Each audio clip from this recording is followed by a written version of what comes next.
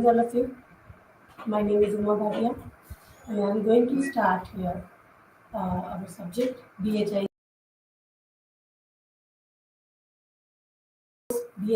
131 and unit number 4, Hunter Gatherer Society. We have studied earlier about the geographical conditions of India, of early societies, and mountains, hills, valleys, rivers, etc. and so on. Today we are here to study about the hunter-gatherer society.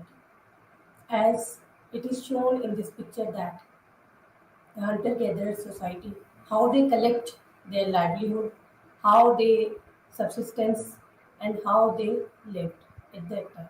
Hunter-gatherer societies. We will cover the topics that are Paleolithic age, Mesolithic age and Neolithic culture. According to the shapes of the stones, the archaeologists have described about these ages on three stages like Paleolithic, Mesolithic, and Neolithic. And after that, we will discuss about the farmers, early farmers of Indian subcontinent, and after that, all summary. Yes. It may seem unbelievable to us, what? Living in the 21st century. But it is true that human societies during more than 99% of their existence on earth have lived as hunter-gatherers. We are discussing about earlier time. This means that before human beings started producing food about 10,000 years ago, they lived off the resources of nature.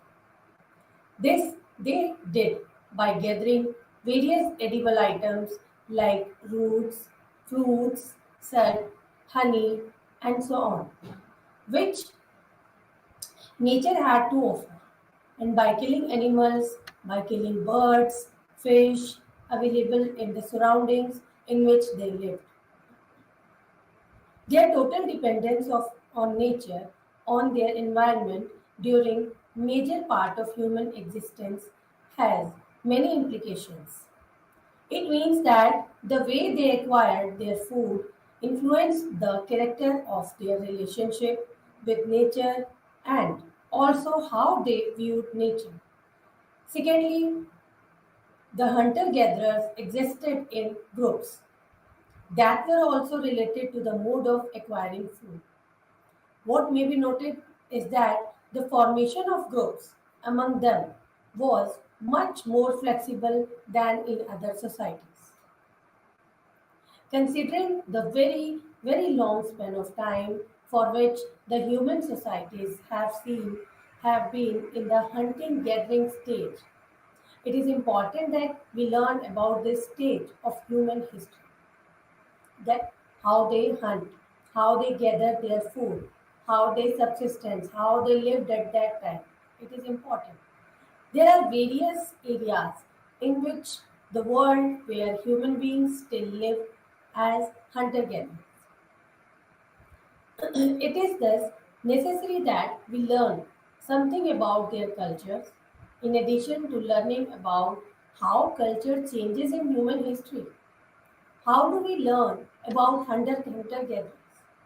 We get considerable amount of information about different aspects of hunter gatherers, way of life, their social organization, and their environment from the works of ethnographers, anthropologists who study living human communities. Their works provide us with useful insight into the conditions of life of hunting gathering communities.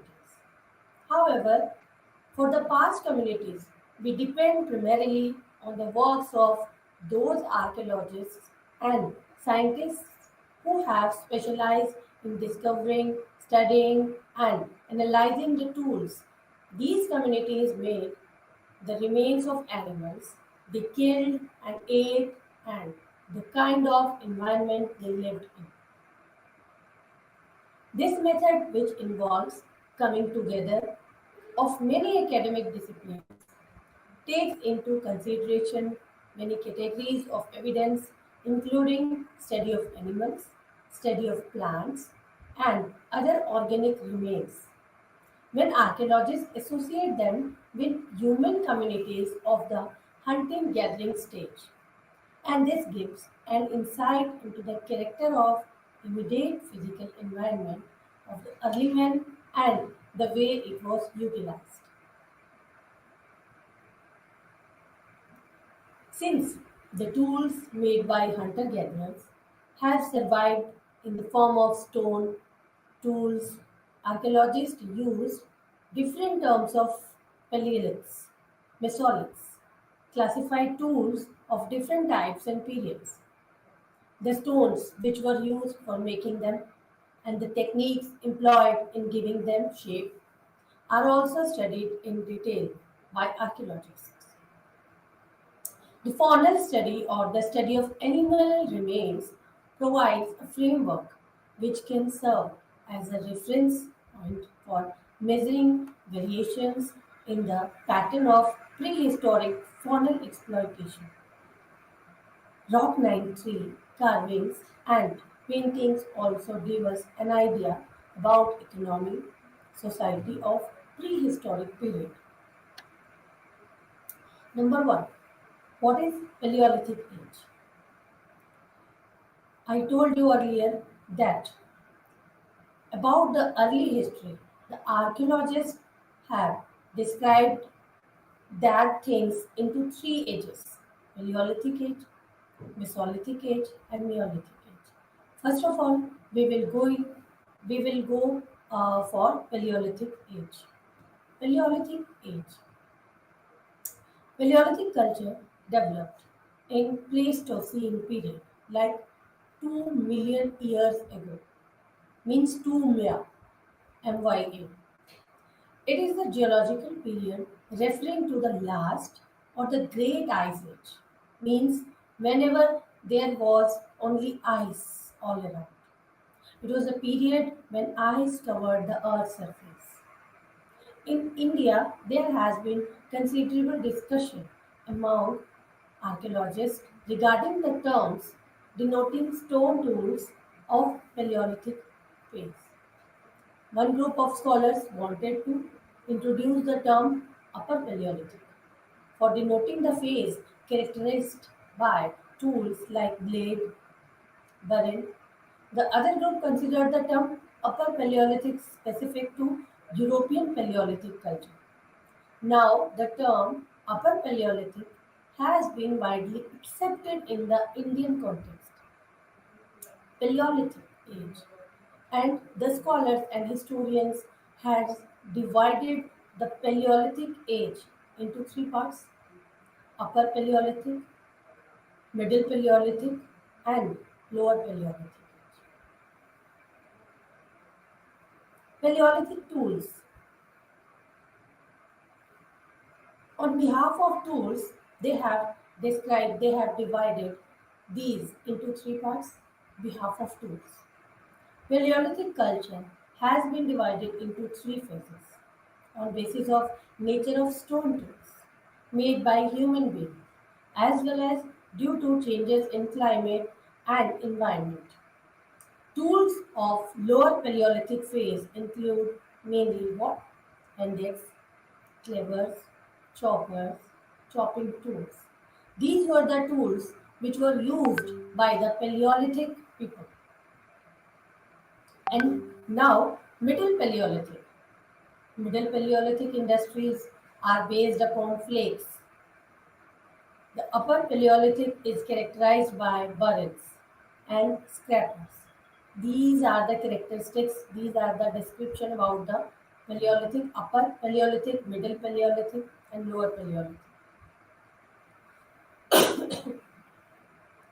Yes, now we are going to discuss about some of the tools of this period and to what use were they put. Index, clever, chopper, chopping tool, flake. First of all, index. Its butt and is broader and The working ant is narrower. It might has been for cutting and digging purpose. Clever. This has a biface edge and is more or less transversal. It was used for clearing and splitting objects such as the trunks of the trees. The use of clever. Chopper. A massive core tool in which the working edge is prepared by unifacial flanking and used for chopping purposes, as it is shown in its name, chopper. Chopping tool. It is again a massive core tool like chopper, but the working edge is bifacially prepared by alternate flanking. Used for similar purpose as the chopper, it was more effective due to its edge being sharper. Next is flake, a desired crude, shaped tools produced by applying force on the stone. The flake carry positive bulk of percussion and its surface, and the core has a corresponding negative bulk or percussion. The point at which the hammer stone strike is called the point of percussion, and on the flake struck off there is round, slightly convex shape. About around this point called the positive bulk of percussion. On the core, there is corresponding concave bulk called the negative bulk of percussion. The tools which the early man was using at that time. These were the tools. There are many flaking techniques like free flaking technique, step flaking technique, block on block technique, bipolar technique, etc. Next is side scraper. Next is burring. Scraper, it is made of a flake or blade with continuous retouch along a border. It might have been used for scraping barks of trees and animal skins. Burren, it is like flake or blade, and the working border is produced by the meeting of two planes. The Burren's working border does not exceed 2 to 3 centimeters in length. It was used for engraving on soapstones, bones, wall of rock shelters, and cores. Use of burying. Next, we are going to study about Paleolithic sites. Which sites we have seen about the Paleolithic age? Let us now see in which regions of India archaeologists have found these tools fashioned by hunter-gatherers. The distribution of their tools will tell us not only about the areas in which they lived and moved, but also about their environment. Let us start from the extreme north. Extreme north. What is Kashmir? The Kashmir Valley is surrounded by Pir Panjal Hills on the southwest and Himalayas on the northeast. A index was discovered near Pahalgam in Kashmir on the river Lidi. However, Paleolithic tools are not found in large number in Kashmir because Kashmir was intensely cold during the glacier times. The Potwar region, present-day West Punjab in Pakistan. The Potwar region lies between Pir Panjal and Salt Range. This area was experiencing tectonic movement, and the river Indus and Sohan originated in this process. The Sohan Valley yielded handeks, choppers, and the important sites which have yielded such tools are Adil, Balwal, and Chontra. The banks of river Bias, the banks of rivers Bias, Bangage, Sirsa have also yielded Paleolithic tools. Paleolithic tools were Index. Discovered near Pahalgam in Kashmir. Paleolithic sites, Paleolithic tools near Pir Panjar Hills. These are the Paleolithic sites. Next, Luni River.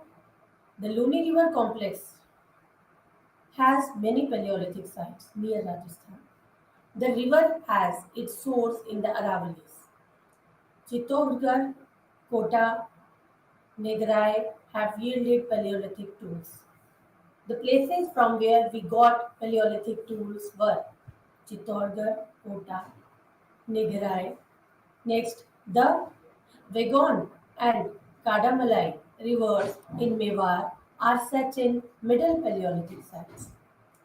A variety of scrapers, borers, and points have been discovered in this area. Next is River Sabarmati, River Mahi, and their tributaries have yielded many Paleolithic artifacts. Sabarmati rises in the Aravallis and flow into the Gulf of 9-7 Cambay. Middle Paleolithic artifacts have been reported from Bandarpur near Orsang Valley. River Bandar is Saurashtra is rich in Paleolithic assemblage and hand axe, cleavers, chopping tools, points, borers, scrapers have been reported from its banks. Kutch area has produced many Paleolithic tools like cleavers, hand axe, and choppers. These are the sites of Rajasthan. Next is Narmada. Narmada River rises in Michael Range and flow into the Gulf of Cambay. Its terraces are rich in Paleolithic sites. Many index and clavers have been reported. Bhimbetka, located in Vindhyan Range, is a site in which tools representing Herculean tradition were replaced at a later stage by the Middle Paleolithic culture. We have seen Middle Paleolithic culture also near Narmada River, River Tapti, River Godavari, Bhima, Krishna have yielded a large number of Paleolithic sites. The distribution of Paleolithic sites is linked up with ecological variation like erosional features, nature of soils, etc. The Tapti through The Tapti trough has deep rugged and the rest of area is covered mostly by medium rigor. There is scarcity of Paleolithic sites in the upper reaches of Bhima and the Krishna. From Chirki near Nevasa in Maharashtra, Paleolithic tools like hand axe, chopper, cleavers, scrapers, borers have been reported.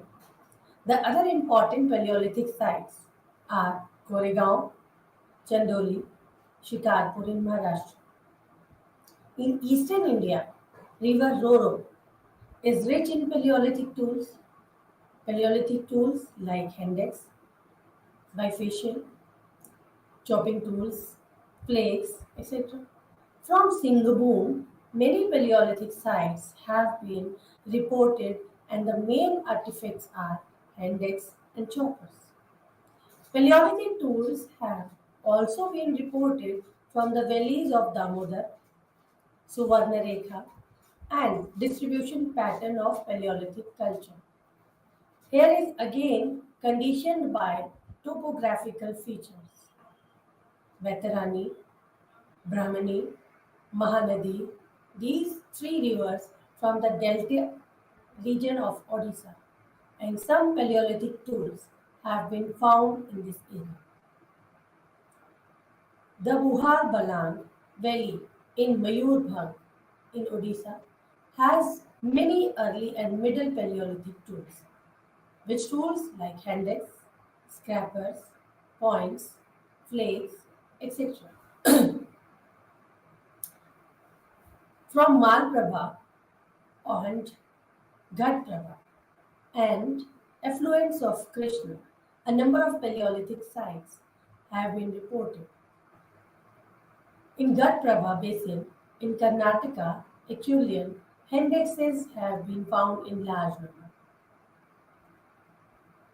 Anagawadi and Bagalkot are two most important sites on the Ghataprabha where both early and middle Paleolithic tools have been found.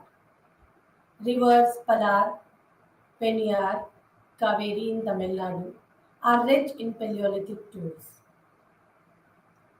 Ethirampankam and Guriam have yielded both early and middle Paleolithic artifacts like index, flakes, blades, scrapers, etc. Yes. Now we have studied about what the sites of Paleolithic period, the tools of Paleolithic period, which we have got from rivers, which we have got from the cities just like Rajasthan, Maharashtra, Madhya Pradesh. We have got the tools from that places. Yes, we have studied about the tools and the important sites. Now we will study about subsistence pattern, how they subsisted, how they lived, how they hunter, how they hunted and gathered food for themselves. Yes. Now subsistence pattern. There is a rich assemblage of animals, both of indigenous and foreign origin. Primates. Many giraffe-like forms, musk deer, goats, buffaloes, bovines, pigs seem to be of indigenous origin. The camel, horse had North American connection. Hippopotamus, elephants migrated to India from Central Africa. The migratory routes lay east and west of Himalayas. However, the way of migration of most of the immigrant animals was along the northwest borders. There was great deal of interaction between India and Africa. Aggregate relationship between the Paleolithic human beings and their resources, fossil remains give some idea about their subsistence pattern. These remains suggest that people were primarily in a hunting and gathering stage. It is likely that the balance between number of human and animal population of an area in which they lived and moved to ensure food supply would have been maintained. The people would have made extensive use of faunal, extensive use of floral resources in their immediate vicinity. Hunting practices were concentrated on large and middle sized mammals, especially ungulates. Ungulates, a type of animal. At the same time, deer, rhino, elephant seem to have been hunted. There is no evidence of selective hunting of this period. In some assemblage, few species dominate. It is so because of their abundance in the area and also because they were easy to hunt. It seems that the subsistence pattern of hunter-gatherers were geared to a dry season, wet season, cycle of exploitation of plant and animal foods. Now, it is likely that Paleolithic people subsisted on such animals like ox, bison, nilgai, chinkara, gazelle, black buck antelope, sambar, spotted deer, wild boar, a variety of birds, tortoise, fishes, and on honey, and plant foods like fruits, roots, seeds, and leaves. That were the things by which they subsisted with each other. It is argued that items which were gathered and constituted their diet are generally far more important than the animals which are hunted in the context of modern surviving hunter gatherers. It has been also observed that debris from the gathered part of the diet normally survive far less than the debris from the hunted part. It is difficult to work out on the basis of diet pattern of Paleolithic people because we do not have much evidence of people and plant relationship for the past as we have for present day hunter gatherers. It is likely that Paleolithic people would have been taking animal diet along with products of wild plants. Rock paintings, carvings also give us an insight into the subsistence pattern and social life of Paleolithic people. The earliest paintings belong to the Upper Paleolithic age. Bhimbetka, we have studied about in these earlier classes also. Bhimbetka, located in Vindhyan range, is well known for continuous succession of paintings of different periods. Period 1 belongs to the Upper Paleolithic age. Paintings are done in green and dark red colors. The paintings are predominantly of bisons, elephants, tigers, rhinos, and boars. These were the animals which they looked at that time a lot of times. That's why they pictured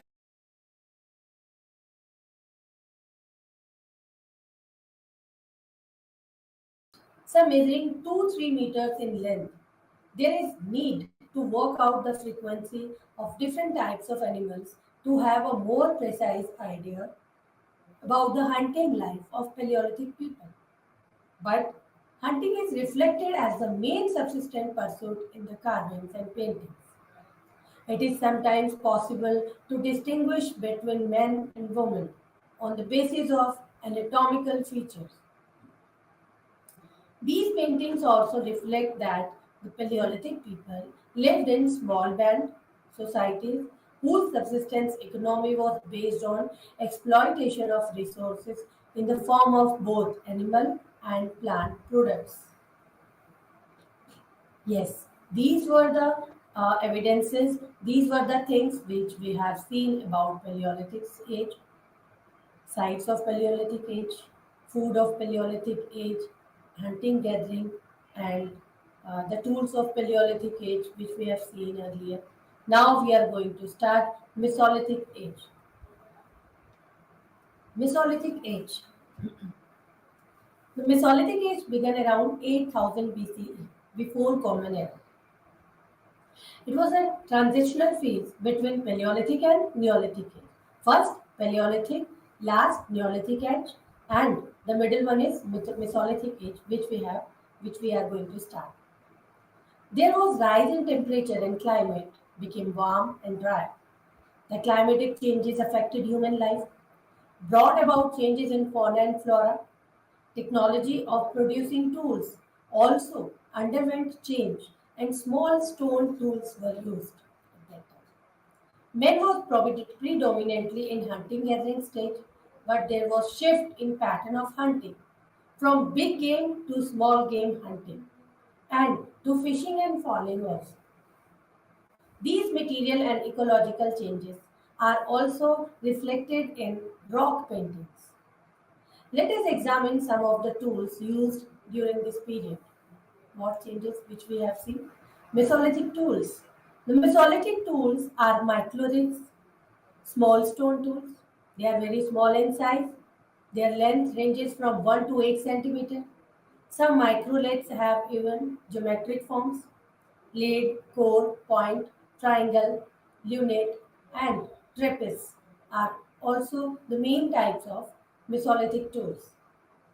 Besides these, Paleolithic tools like scraper, burren, even choppers also continue during the Mesolithic age also.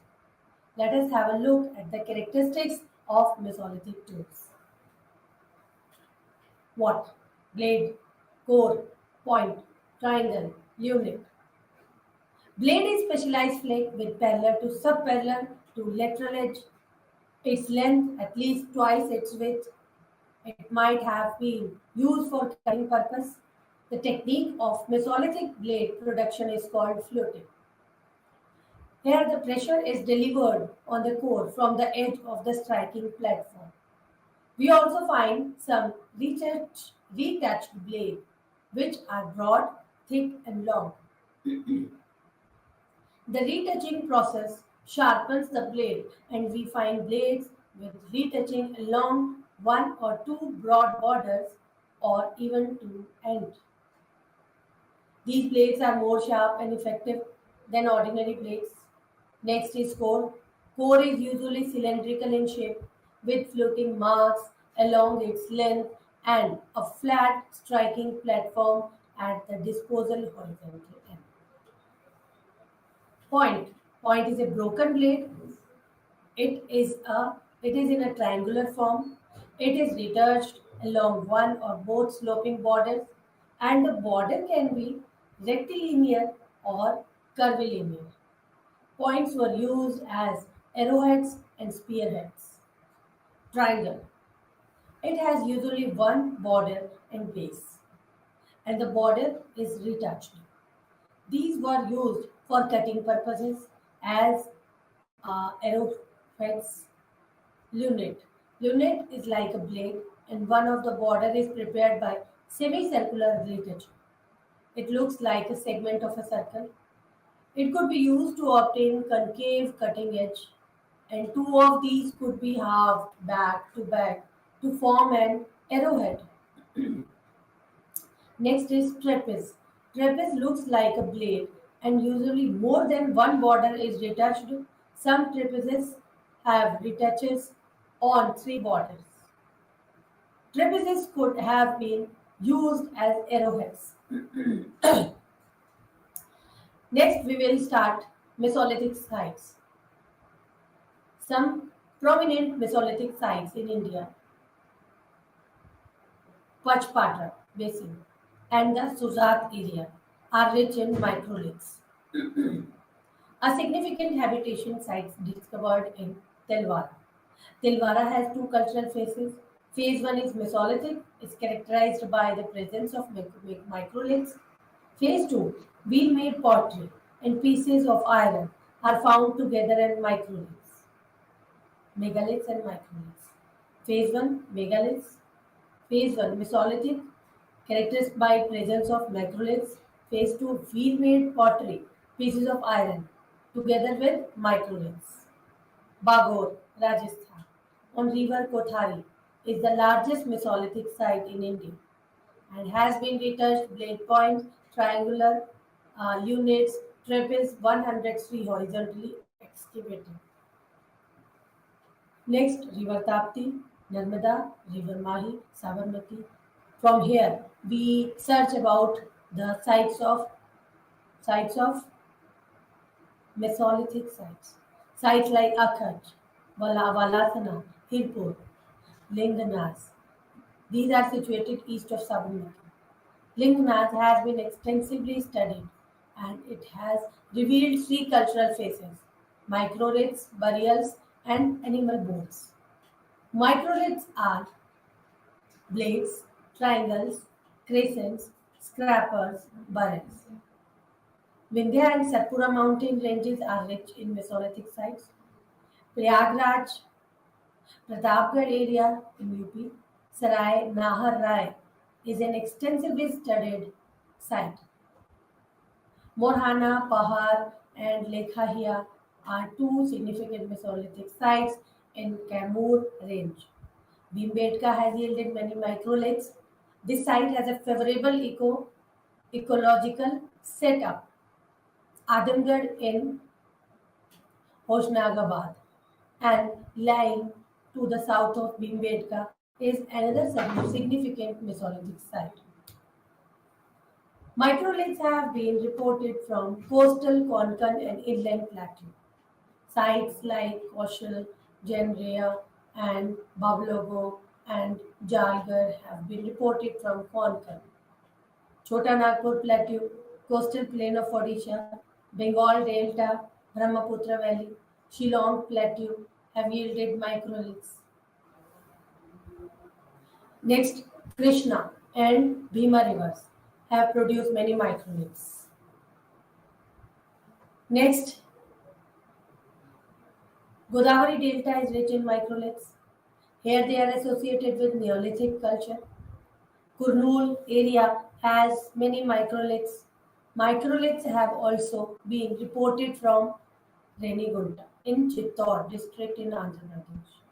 Since the Mesolithic age covered a long span of time, and there are many Mesolithic sites in India, an attempt has been made to classify different sites chronologically and on the basis of material remains. Some sites are real Mesolithic sites.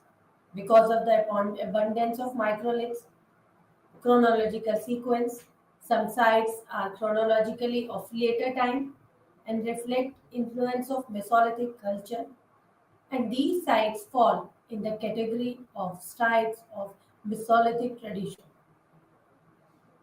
Sites like Begor, Sarai Naharai, Mahadaha, Adamgarh, truly Mesolithic sites. Next, how the Mesolithic sites have subsistence about their livelihood. How they subsisted? The early Mesolithic sites have yielded the faunal remains. Faunal remains means the animals which we have got from the archaeological sites like kettles, sheep, goats, buffalo, pig, dog, boar, bison, elephant, hippopotamus, jackal, wolf, cheetah, and sambar from the archaeological sites of Mesolithic period. And Mesolithic period, which is consisted in 8000 BCE, 8000 years ago. Many of these species continue during the range of Mesolithic tradition. Wild sheep, wild goat as elephant, bison, fox, hippo, sambar chinkara, hare, porcupine, lizard, rat, fowl, tortoise are absent at sites falling in the category of Mesolithic tradition. Wild buffalo, camel, wolf, rhino, nilgai are present at the site of Mesolithic tradition. But these species are absent in the early Mesolithic period. The appearance and disappearance of animals has to be understood in context of changing climate and environmental conditions. The diet of the people during Mesolithic age include both meat and vegetable food. They are non-vegetarian and vegetarian both. The remain of fish, tortoise, hare, mongoose, porcupine, deer, nilgai have been found 105 from different Mesolithic sites like Linganas, Telvara. It seems these were consumed as food. Besides hunting and fishing, Mesolithic people also collect wild roots, tubers, fruits, honeys, etc. And these constituted important elements in the overall dietary pattern. The plant food seems to have been more easily available than hunted animal food. Some areas seem to have been rich in grass, edible roots, seeds, nuts, fruits, and the people would have used them as food resources. It is argued in the context of surviving hunter-gatherers that major portion of the food comes from plant sources, supplemented by hunting. It is difficult to establish correlation between animal meat and vegetal food in the context of Mesolithic age. Because plant remains are perishable in nature, it can be suggested that hunting provided a significant portion of food resource. Next, the paintings which we have got from the engravings from the archaeological sites by which we know about the Mesolithic people, how they live, how they take shelter, how they subsisted. The paintings and engravings found at the rock shelter of Mesolithic people give us considerable idea about their social life, economic activities. Sites like Bhimbetka, Adamgarh, Patpargarh, and Pratapgarh, Mirzapur are rich in Mesolithic art and paintings. Hunting, food gatherings, fishing, and other human activities are reflected in these paintings and engravings. The paintings and engravings depict activities like childbirth, sexual union, rearing of child, burial ceremony. All these indicate that during the Mesolithic period, social organization had become more stable than Paleolithic times. It seems that religious beliefs of Mesolithic people were conditioned by ecological and material conditions. Next, and the last is Neolithic culture. Last but not the least. In the previous section, you have seen that human communities in general survived for the longest span of their existence as hunter gatherers. This stage of their existence is revealed by their stone tools, classified by the archaeologists as Paleolithic and Mesolithic, as also by the remains of animals hunted and eaten by them. Human communities entered a new stage of culture when, instead of depending entirely on the resources of nature for survival, they started producing their own food by cultivating cereals like barley, wheat, and rice. They start agriculture. They started domesticating some species of animals, both for supply of milk and meat, as well as for harnessing their labor for various purposes. Beginning of this stage of human culture are revealed by new type of stone tools, which are called Neolithic tools, tools of new stone age. Neolithic tools and various aspects of human life associated with the stage. When these tools were produced, constitute various elements of culture in which Neolithic communities lived. The characteristics and spread of Neolithic culture in the Nile Valley and West Asia have been dealt with briefly in this section as a background to the study of Neolithic age in Indian subcontinent. Domestication of plants, domestication of animals has been considered as one of the main characteristic feature of Neolithic culture. The term Neolithic was coined by Sir John Lubbock in his book Prehistoric Times, published in 1865. He used the term to denote an age in which the stone implements were more skillfully made, more varied in form, and often polished. Later on, V. Gordon Childe defined Neolithic culture as a self sufficient food producing economy. Miles Burkett stressed that the following characteristic traits should be considered to represent the Neolithic culture. What they were doing: practice of agriculture, domestication of animals, grinding and polishing of stone tools, and also manufacture of pottery. These four were the categories, these four things were which were they doing at that time. Very the concept of what is Neolithic has been undergoing some change in recent years. However, ground stone tools remain the most essential characteristics of Neolithic culture. The domestication of plants and animals led to emergence of village communities based on sedentary life, beginnings of agriculture technology, greater control over nature by exploitation of nature resources. Yes, they were exploiting of nature resources.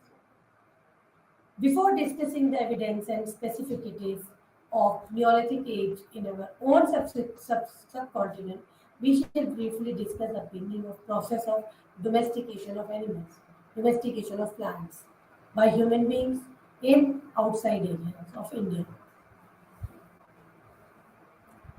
Next, we will study about earlier earliest farmers, how they start the farming, how they start their first agriculture, how they start to plug a plant, how they start everything related to farmers.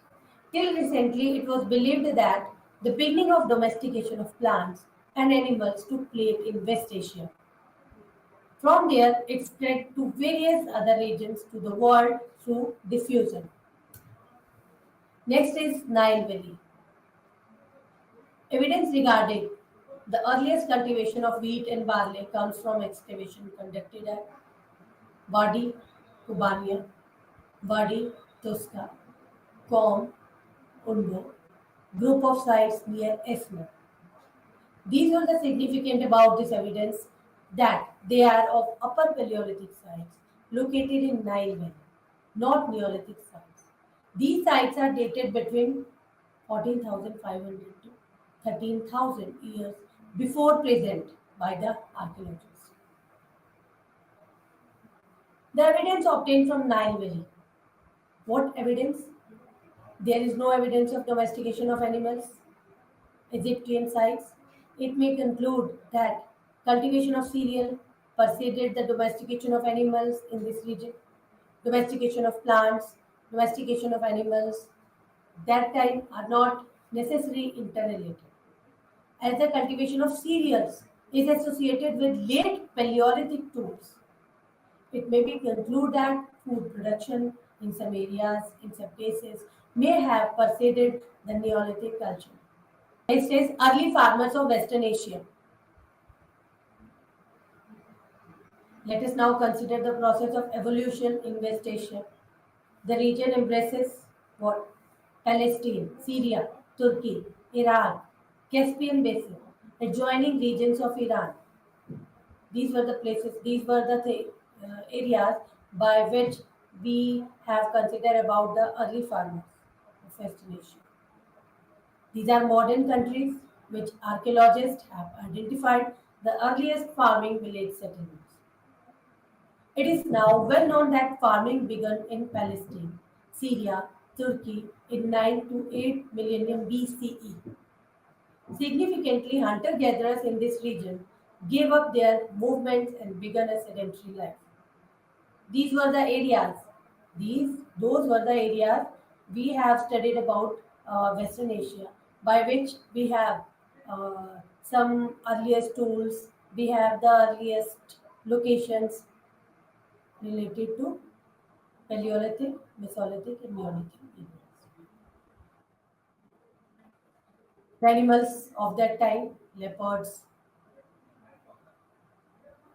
The wall of houses were, yes, with the paintings which we have got from the wall of houses, like leopards, erupting volcano, vultures, pottery, stone access, stone ornaments, and these were the evidence of material culture at this place has been found in the form of pottery, in the form of stone axe, stone ornaments, bone tools, wooden bowls, and basketry. In Iraq, Jarmo, there is also evidence of permanently established farming villages.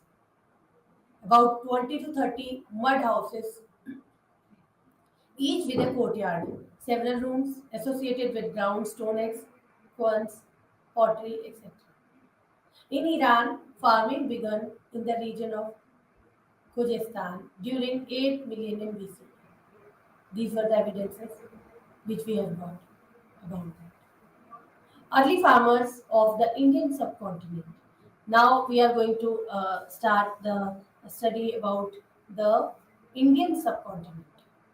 The history of domestication of plants, history of domestication of animals in subsequent subcontinent practically began with the emergence of Neolithic culture, not in Paleolithic, not in Mesolithic, but in Neolithic culture. Except for ground stone eggs, all the Neolithic cultures of subcontinent can be classified into geographical regions as mentioned in the following chart. Yes, cattle rearing, hunting, gathering, cattle rearing of wild sheep, cattle, and the goat. About 7000 BCE, sheep and goat were domesticated in Afghanistan. It is believed that Central Asian region, its peripheries comprising the present-day Punjab, Kashmir, West Pakistan, Afghanistan, Soviet republics of Tajikistan, Uzbekistan, and West Tian Shan were the original places of bread wheat and spelt wheat cultivation. Yes, the beginning of agriculture, domestication of any animals in Balochistan are attested by archaeological excavation. The Kutch plains of Balochistan have several advantages which contribute to appearance of early farming economy in the region. Located between the Beryl ranges in inner Balochistan, small valleys consisting of fertile alluvium brought by the streams from the hills, perennial river systems make irrigation easy on stretches of land which had vegetation. Neolithic level of Mehergarh have been classified into two phases. Early, a ceramic without pottery. Later phase. The animals of Neolithic period like swamp deer, antelope, sheep, goat and cattle. Neolithic periods animals. The tools which they include like one stone axe, five stone edges, 25 grinding stones, and 16 millers, which we have found in archaeological sites of Mesolithic period, not Neolithic period. Neolithic culture of Kashmir Valley. The Neolithic stage of this region has been classified into two phases at Burjahom and three at Gufrakran. Two phase at Burjahom and three phase at Gufrakran. What were these Neolithic stage of this region? Burjahom and Gufrakran. At the later site, the earliest phase is academic discovered by the first time in India. The Neolithic culture of Kashmir Valley is characterized by pit dwelling with well-made floors smeared with red ochre as well as dwellings in the open. The presence of a large number of unique bone tools suggests that the economy was predominantly a hunting economy. In Gufakral, phase 1 shared wild grains of lentil, masoor, pea, wheat, barley. And besides, bone of wild animals such as cattle, sheep, goat, ibex, red deer, and wolf. Phase 2, Phase 3 are characterized by the presence of domesticated plants and animals. Other notable objects found from later phases are long celts, stone points, sophisticated bone tools, perforated harvesters. Dog burials, which we have found along some of human burials, have also been reported. Findings indicate how an essentially hunting gathering economy of phase 1 gradually developed into a well settled agricultural economy. Further northwards, in the Tapti and Narmada valleys of North Maharashtra, Madhya Pradesh, Gujarat, no clear cut Neolithic phase was found. Next is summary. The prehistoric societies of hunter-gatherers are studied on the basis of archaeological remains with the help of anthropological theories. Paleolithic and Mesolithic ages represent the hunting-gathering stage of social evolution. The Paleolithic culture has three phases in terms of nature of stone tools, changes in climate, and we have studied about the climate. We have studied about the tools, just like index, cleavers, choppers, chopping tools. These were the tools of Paleolithic period. We have studied about the Mesolithic period tools, Mesolithic period cities also, and the time period of Mesolithic that was started around 8000 BCE. That age is associated with changes in climatic condition. These were on the condition of climatic changes. Flora and fauna we have studied about floral remains, faunal remains. We have studied about Paleolithic people, Mesolithic people also. With Paleolithic age people were primarily in the hunting and gathering stage. The animals were elephant, ox, deer, wild bear, variety of birds. They were vegetarian and non-vegetarian both also. Some animals like wild goat, fox, etc. appeared during this time. Paleolithic to Mesolithic age, there seems to have been a shift from big animal hunting to small animal hunting and fishing. This unit has also made you aware of basic characteristics of stage characterized by transition of cultivation of plants, domestication of animals. Recent evidence seems to suggest that the earliest farming operations started in Nile Valley, West Asia. These operations emerged at a later age. In certain regions, the process of cultivation of crops, domestication of animals went side by side, whereas in some regions, cultivation of crops preceded domestication of animals. You are also being familiarized with the geographical regions in which the evidence of Neolithic culture has been found in Indian subcontinent. The Neolithic culture in these regions emerged at different points of time and their duration were also different. Due to ecological variations within the subcontinent, the crops grown also varied. The emergence of Neolithic culture and the variations between them have been shown by archaeologists through extensive excavations at various ancient sites. We have studied about the Paleolithic, Mesolithic, and Neolithic ages, the tools of these ages, and the cities and sites of these ages, and the rivers from where we got the evidence about these three ages. These were the important ages which we have studied in BHIC 131 and which we will study about if we are going to start the to prepare any civil service examination, then we will study about this. Now I'm going to end this session and we will start another unit 5 in our next session.